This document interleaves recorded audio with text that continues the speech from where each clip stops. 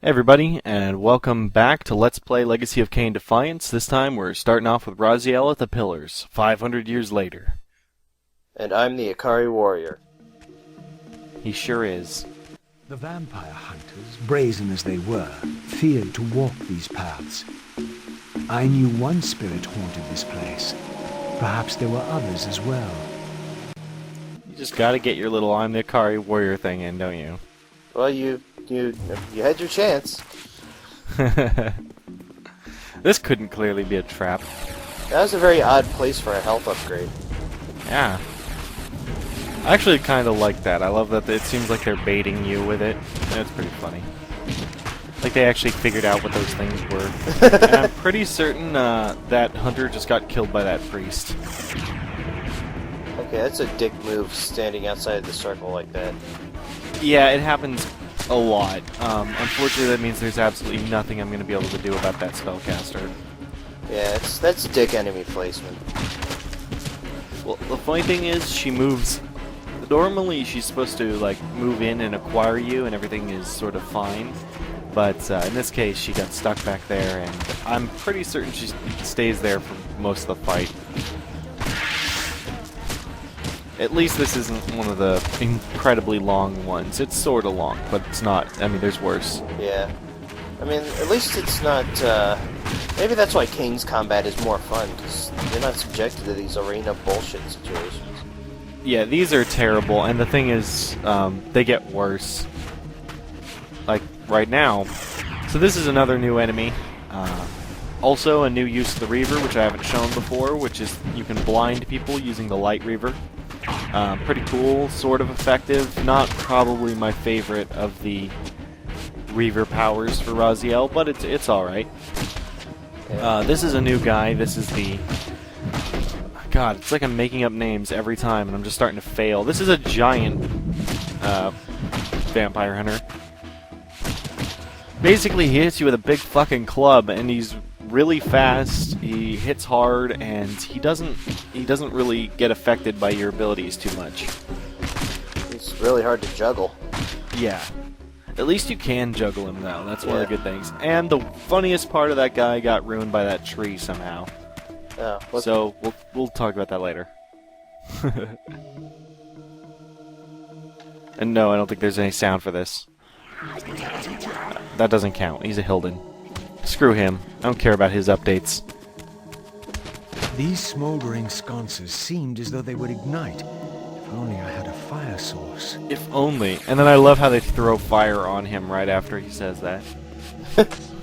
If only I had the ability to catch.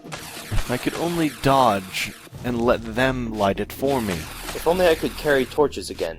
But I forgot how to do that for so long. I don't know what's going on here, by the way. The torches are about to just go insane. Like, what is happening there? No idea.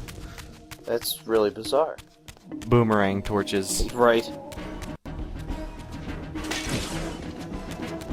And we got some Hilden. But they can stay outside. Alright guys, watch the gate for me. Love how he sort of looks back because he's turreted to look at the enemies. I picked up on that as well. Good lord. I like how you stopped there for just a second.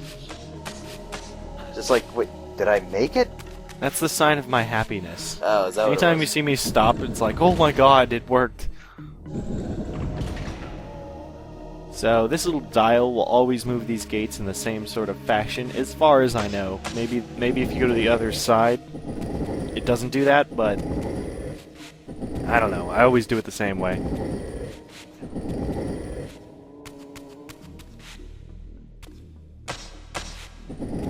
And we just push this over towards the wall, and we head back up.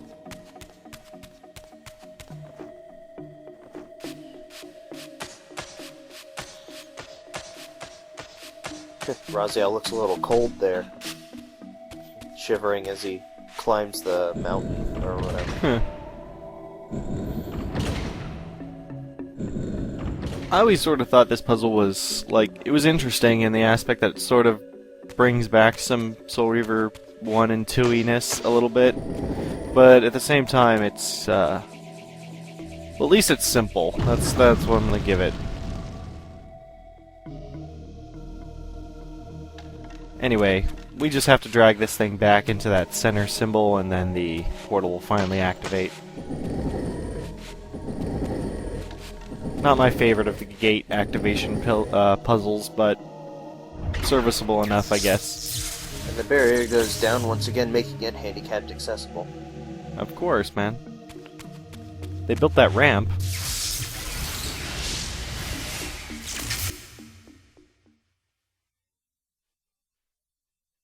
Pretty. Yeah.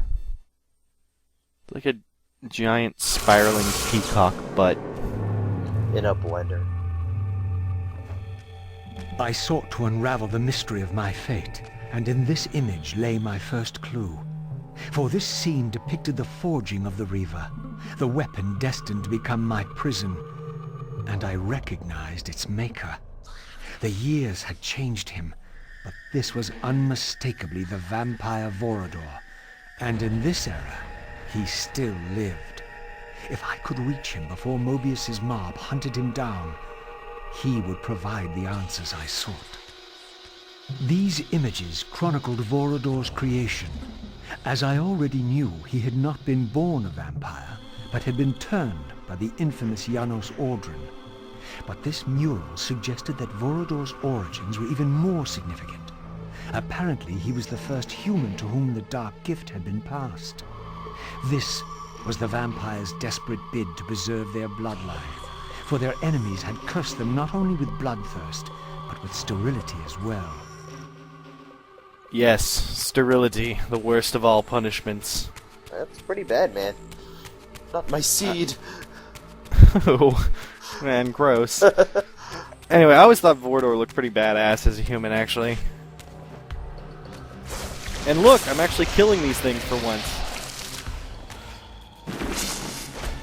Demonstrating what a monumental waste of time it is. Yeah, sorta. I just didn't want them trailing me around, because unfortunately they exist in both the material and spectral realm. Right. This spirit vessel was not yet activated. Perhaps there was some means for me to awaken it. When it comes down to it, I just don't need more things to grab me in this area. And yes, there's a means to awaken it. Of course there is. For example, we just go through this door.